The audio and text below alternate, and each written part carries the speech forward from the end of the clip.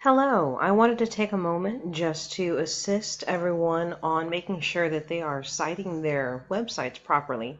One example, especially with drugabuse.gov, there's actually a very easy way of citing this article.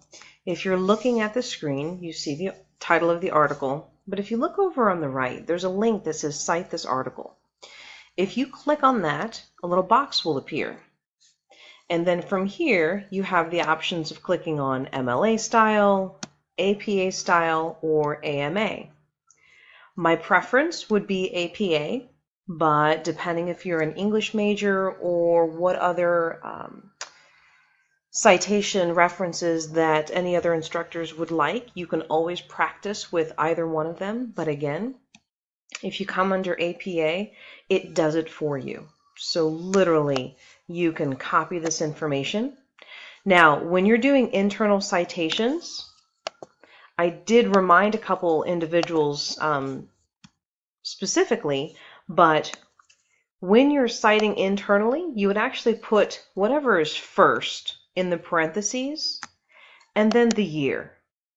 So that way I know which reference in your reference section that you're actually talking about. If you just put a year, you might have 2 articles that came up in 2018. You might have 4 articles.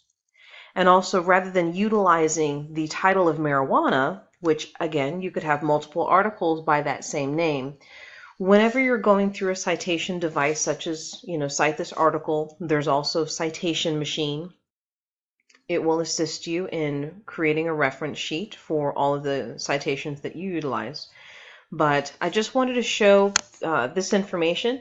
You won't always find this information on all websites, but those that are reputable, typically those that have publications, a .gov, a .edu, will have that information readily available for you to utilize. I hope this clarifies some issues for some individuals. If you have any additional questions, please let me know.